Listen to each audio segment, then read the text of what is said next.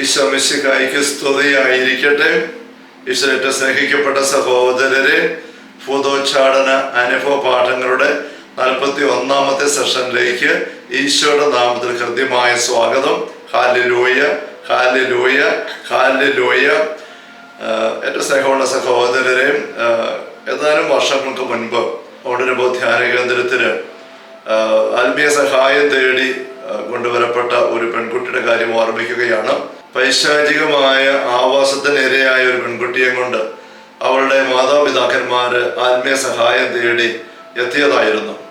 ഒരു ധ്യാനം ആരംഭിക്കുന്ന അവസരമായിരുന്നു. ഇവര് വന്ന് നിപ്പുണ്ടായെന്ന് അറിഞ്ഞുകൊണ്ട് ഞാൻ അവരെ കാണുവാനായിട്ട് പുറത്തേക്ക് ഇറങ്ങി ചെന്നു. അല്പം ദൂരെ നിൽക്കുന്ന അവരെ കണ്ടുകൊണ്ട് ഞാൻ ഒരു പുഞ്ചിരിയോടുകൂടി അടുത്ത് ചെന്നു. മാതാപിതാക്കന്മാർ എന്നെ ഇങ്ങനെ അഭിവാദനം ചെയ്ത് സംസാരിക്കാനായിട്ട് മുന്നോട്ടായുമ്പോൾ അവരുടെ തൊട്ട് പുറകിലായിട്ട് പെൺകുട്ടി നിൽക്കുകയാണ്. ഞാൻ അവളുടെ മുഖത്തേക്ക് നോക്കുമ്പോൾ അവൾ എന്നെ സ്വീകരിച്ചത് വളരെ വിചിത്രമായൊരു പെരുമാറ്റത്തോടു കൂടിയാണ്. എന്ന് വെച്ചാൽ ഇങ്ങനെ വാ പൊളിച്ചിട്ട് നാക്ക് പുറത്തേക്ക് പരമാവധി നീട്ടിയിട്ട് കണ്ണൊരു പ്രത്യേക രീതിയിൽ ഇങ്ങനെ ഒരു വെറുപ്പോടുകൂടെ ഇങ്ങനെ നാക്ക് നീട്ടി എന്നെ കാണിച്ചു. ഇത്രയും ഒരു വ്യക്തിക്ക് നാക്ക് പുറത്തേക്ക് നീട്ടാൻ പറ്റുമെന്ന് ഞാൻ ഒരു പക്ഷെ ചിന്തിച്ചിട്ടില്ല അതിനു മുമ്പ്. അതുപോലെ നാക്ക് നീട്ടി. അപ്പൊ എനിക്ക് മനസ്സിലായി അവൾ ശരിക്കും ഒരു പൈശാചികമായ സ്വാധീനത്തിലും ബന്ധനത്തിലുമാണ്, ഒരാവാസത്തിന് ഏരിയയായ അവസ്ഥയിലാണെന്ന് എനിക്ക് മനസ്സിലായി. അവൾക്ക് വേണ്ടിയുള്ള പ്രാർത്ഥനയുടെ ഘട്ടങ്ങൾ മുന്നോട്ട് വന്നപ്പോൾ അനേക അവസരങ്ങളിൽ അവളെ വെച്ചുകൊണ്ട് ഇങ്ങനെ ശുശ്രൂഷകൾ ഒരുമിച്ച് പ്രാർത്ഥിക്കുമ്പോൾ അവൾ പൈശാചികമായ സാന്നിധ്യം വെളിവായിട്ട് ഇങ്ങനെ ശുശ്രൂഷകളുടെ നടുവിൽ ഇങ്ങനെ കിടക്കുമ്പോൾ അവള് പലപ്പോഴും അവലംബിച്ചിരുന്ന ഒരു പെരുമാറ്റം ഇത് തന്നെയായിരുന്നു. ഇങ്ങനെ നാക്ക് നീട്ടിയിട്ട് നാക്ക് പുറത്തേക്ക് ഇട്ടിട്ട് ആ നാക്ക് ഇങ്ങനെ പാമ്പിന്റെ നാക്ക് അങ്ങോട്ടും ഇങ്ങോട്ടും ഇങ്ങനെ ചലിക്കുന്ന പോലെ ഇങ്ങനെ ചലിപ്പിച്ചുകൊണ്ട് കിടക്കും. പ്രാർത്ഥിക്കുമ്പോഴെല്ലാം അവളുടെ പ്രതികരണം അങ്ങനെയാണ്. അപ്പൊ അങ്ങനെ ചെയ്യുമ്പോൾ ശുശ്രൂഷകർ ചിലര് അവരുടെ ജപമാല കൊന്തയുടെ കുരിശുരൂപത്തിന്റെ ചുവട് കൊണ്ട് ഇങ്ങനെ അവരുടെ നാവില് കുരിശടയാളം വരയ്ക്കാനായിട്ട് ഉദ്യമിച്ചിരുന്നു. അങ്ങനെ കുരിശടയാളം വരയ്ക്കുമ്പോഴേക്കും നാക്ക് അകത്തോട്ട് കയറ്റും. ഇത് അല്പം കഴിയും വീണ്ടും നാക്ക് പുറത്തേക്ക് വന്നിട്ട് ഇങ്ങനെ അങ്ങോട്ടും ഇങ്ങോട്ട് ചലിപ്പിച്ചുകൊണ്ട് ഇത് നിരന്തരം ഞങ്ങൾ അനുഭവിച്ച കാര്യമാണ്. ഇത് ഇവരുടെ കാര്യത്തിൽ മാത്രമല്ല, പൈശാചികമായ സ്വാധീനത്തിന് ഇരയായിട്ട് ഇങ്ങനെ പ്രാർത്ഥനയ്ക്ക് കൊണ്ടുവരപ്പെടുന്ന പല വ്യക്തികള് പ്രാർത്ഥനയുടെ അവസരത്തിൽ പൈശാചികം ഇടപെടുമ്പോൾ ഇതേ രീതിയിൽ പെരുമാറാൻ ശ്രദ്ധിച്ചിട്ടുണ്ട്.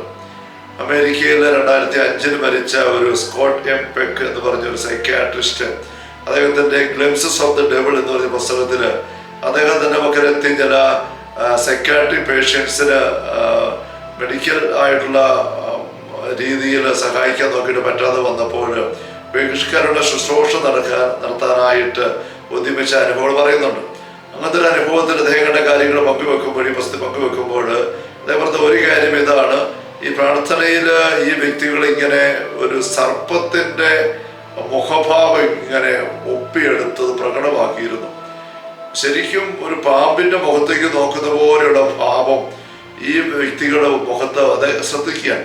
അദ്ദേഹം പിന്നെ പറയുകയാണ്, തന്നെയാണ് ഇതെല്ലാം തന്റെ മുറിയിൽ വന്നിട്ട് അദ്ദേഹം കണ്ണാടിന് മുമ്പിൽ നിന്നിട്ട് ആ പ്രാർത്ഥനയിൽ വെളിപ്പെട്ടതായ ആ സർപ്പത്തിന്റെ മുഖം എങ്ങനെയായിരുന്നുവെന്ന് സ്വന്തം മുഖത്തൊന്ന് വരുത്താനായിട്ട് അദ്ദേഹം ഇങ്ങനെ കണ്ണാടിയിൽ നോക്കിക്കൊണ്ട് പരിശ്രമിച്ചു. അതേപോലെ പറയുന്നത് മണിക്കൂറുകൾ അങ്ങനെ കണ്ണാടി മുമ്പിൽ തന്റെ മുഖം ശ്രദ്ധിച്ചുകൊണ്ട് ആ രീതി തന്റെ മുഖം ആക്കാൻ നോക്കിയിട്ടും ഒരു തരത്തിലും അങ്ങനെ ആക്കാൻ പറ്റിയിരുന്നില്ലെന്നാണ്. അതുപോലെ ഒരു പൈശാചികമായ പുരാതന സർപ്പത്തിന്റെ ഭാവമായിരുന്നു അത് എന്ന്. ഇങ്ങനെ നാക്ക് നീട്ടി കാണിക്കുക എന്ന് പറയുന്നത് നമുക്കറിയാം ഒരു ബന്ധമില്ലായ്മയുടെയും വെറുപ്പിന്റെയും പരനിന്ദയുടെയും ഒക്കെ ഒരു ചേഷ്ടയായിട്ട് നമ്മൾ പലപ്പോഴും കാണുന്നുണ്ട്. പിശാചിനെ കുറിച്ച് ഈശോ പരാമർശിക്കുമ്പോൾ യോഹന്നാൻ സുവിശേഷം 8-ാമത്തെ അധ്യായം 44-ാമത്തെ തിരുവചനത്തില് പിശാചിനെ കുറിച്ച് പറയുന്നത് അവന്റെ സ്വഭാവ വിശേഷം അവൻ ആദ്യം മുതലേ കൊലപാതകയാണ് എന്നുള്ളതാണ്. കൊലപാതകത്തെ കുറിച്ച് പറയുമ്പോൾ യോഹന്നാന്റെ 1-ാം ലേഖനം 3-ാം അധ്യായത്തില് 15-ാമത്തെ തിരുവചനത്തില് സഹോദരനെ വെറുക്കുന്നവൻ കൊലപാതകം നമ്മൾ വായിക്കുന്നുണ്ട്. വെറുപ്പും കൊലപാതകവും ഒരുമിച്ച് പോകുന്നതാണ്. മത്തായിയുടെ സുവിശേഷം 5-ാമത്തെ അധ്യായത്തിൽ 21 മുതലുള്ള തിരുവചനങ്ങളില് കൊല്ലരുത് എന്ന പ്രമാണത്തെ കുറിച്ച് ഈശോ വ്യാഖ്യാനിക്കുമ്പോൾ അതിന്റെ സൂക്ഷ്മമായ അർത്ഥതലങ്ങൾ ഈശോ വിശദീകരിക്കുമ്പോൾ ഭോഷ, വിഡ്ഢി എന്നിങ്ങനെ കോപിച്ച് സഹോദരനോട് വെറുപ്പോടുകൂടി പെരുമാറുമ്പോൾ, സംസാരിക്കുമ്പോൾ ആ വ്യക്തി നരകാഗ്നിക്കിരയാകത്തക്ക രീതിയിൽ അഞ്ചാം പ്രമാണം ലംഘിക്കുകയാണ്, കൊലപാതകം ചെയ്യുകയാണ് എന്ന് പഠിപ്പിക്കുന്ന നമ്മൾ ചേർത്ത് വായിക്കേണ്ടതാണ്. സ്നേഹമുള്ള സഹോദരങ്ങളെ, ഈ വെറുപ്പ് പിശാചിന്റെ ഒരു ഇടപെടലിന്റെ ഒരു സുനിശ്ചിത അടയാളമാണ്. അതേസമയം പരിശുദ്ധാരൂപിയുള്ള വ്യക്തികളില് എത്ര വെറുപ്പിനുള്ള കാരണങ്ങൾ കണ്ടാൽ പോലും വെറുക്കാൻ പറ്റാതെ എല്ലാവരും ചേർത്ത് പിടിക്കുന്ന ഒരു പെരുമാറ്റം നമുക്ക് നിരീക്ഷിക്കാനായിട്ട് സാധിക്കും.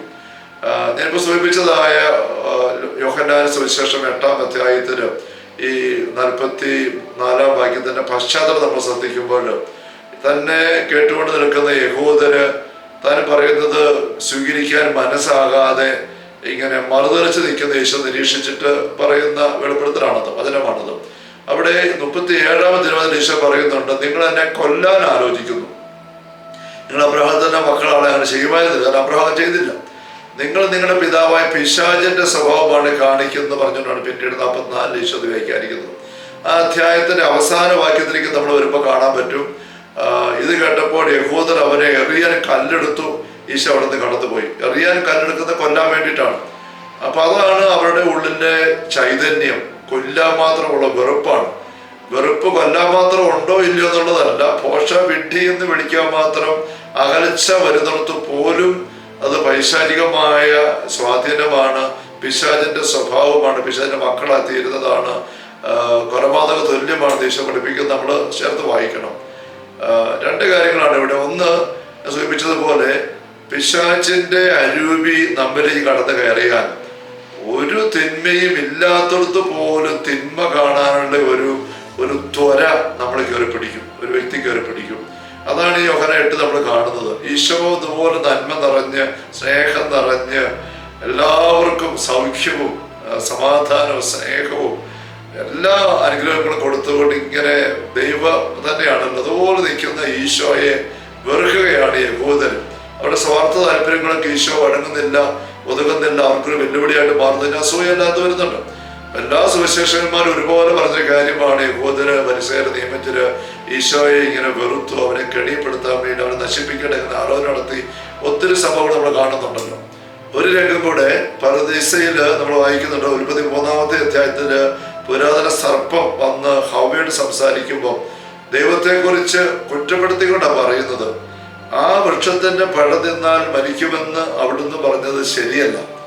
അത് തിന്നാൽ നിങ്ങൾ കണ്ണു ദൈവത്തെ പോലെ ആകുമെന്ന് ദൈവത്തിന് അറിയാം, എന്നിട്ടാണ് നിങ്ങൾ മരിക്കുമെന്ന് ദൈവം പറഞ്ഞത്. അപ്പൊ ദൈവത്തിന് അറിയാമെന്ന് സർപ്പം ഹവ്വയോട് സംസാരിക്കുമ്പോൾ അതിന്റെ സൂചന അറിഞ്ഞുകൊണ്ട് നിങ്ങളെ ദൈവത്തിന് തുല്യരാക്കാൻ പറ്റുന്ന പഴം കൈ എത്തുന്നിടത്തുണ്ടായിരിക്കെ അത് മറച്ചു വെച്ച് ബോധപൂർവം നിങ്ങളെ നുണ പറഞ്ഞവനാണ് ഈ ദൈവം. അവിടെ ദൈവം ഈ പറഞ്ഞൊരു നല്ലവനല്ല, അവൻ നുണയനാണ്. നിങ്ങളിൽ നിന്നുള്ള കാര്യം മറച്ചു വെച്ചിരിക്കും പിടിച്ചവനാണ് എന്നുള്ള ഒരു കുറ്റപ്പെടുത്തലാണ് ദൈവത്തെക്കുറിച്ച് പോലും സർപ്പോട് സംസാരിക്കുന്നത്. ഹവ്വ എടുത്തു. അതുകൊണ്ടാണ് അവള് ദൈവത്തോടുള്ള അകൽച്ച എടുത്തിട്ട് പടം പറിച്ചിന് ഇടവരുന്നത്.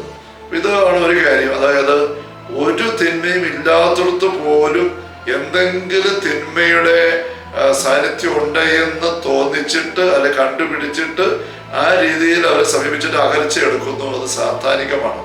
തിന്മ ഉള്ളിടത്ത് പോലും തിന്മയെ പറ്റി സൂചിപ്പിക്കാനിട വരികയില്ല ദൈവത്തിന്റെ ആത്മാവുള്ള വ്യക്തികളും. വിശുദ്ധ മത്തായി അറിയിച്ച സുവിശേഷത്തില് 12-ാമത്തെ അധ്യായത്തില് 15 കൊല്ലത്തിലുപരി നമുക്ക് കാണാൻ സാധിക്കുന്നുണ്ട്. ഈശോയെ കൊല്ലാനായിട്ട് പരിസയര് കണക്ക് കൂട്ടി നീങ്ങുമ്പോൾ ഈശോ അവിടുന്ന് പിൻവാങ്ങി ഏശയ്യായെ ഉദ്ധരിച്ചിട്ട് മത്തായി അവിടെ പറയുകയാണ്, ഇതാ എൻ്റെ ആത്മാവ് പ്രസാദിച്ച എൻ്റെ പ്രിയപ്പെട്ടവൻ, അവന്റെ പേര് ആത്മാവിനെ ഞാൻ അയക്കും. എന്നിട്ട് ആ ആത്മാവ് ദൈവത്തിന്റെ ആത്മാവോട് വ്യക്തിയുടെ പെരുമാറ്റം വിശേഷിപ്പിക്കുന്നത് ചതഞ്ഞ ഞാങ്ങണ ഒടിക്കുകയില്ല, പുകയുന്ന തിരി കെടുത്തുകയില്ല എന്നാണ്. ചതഞ്ഞ ഞാങ്ങണ പോലെ ഉപകാരമില്ലാത്ത അല്ലെങ്കിൽ പുകയും തിരി പോലെ അസ്വസ്ഥ ഉണ്ടാക്കുന്ന തിന്മയുള്ള വ്യക്തികളെ പോലും ചേർത്ത് പിടിച്ചുകൊണ്ട് പോകും ദൈവത്തിന്റെ ആത്മാവുള്ള വ്യക്തി എന്നുള്ളതാണ്.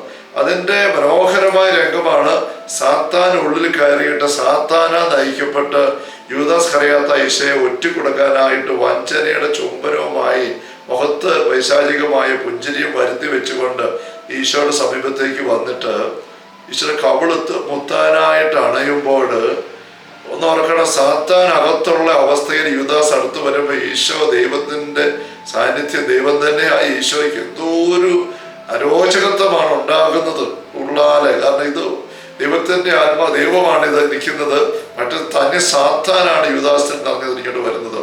അങ്ങനെ അടുത്തു വരുന്ന ചുംബിക്കുന്ന, കവിളത്തെ സ്പർശിക്കുന്ന, ചുംബനം തരുന്ന വഞ്ചനയുടെ ചുംബനം കപടമായിട്ട് തരുന്ന യൂദാസിനെ പോലും വെറുക്കാതെ സ്നേഹിതാന്ന് വിളിക്കുന്നു ഈശോ.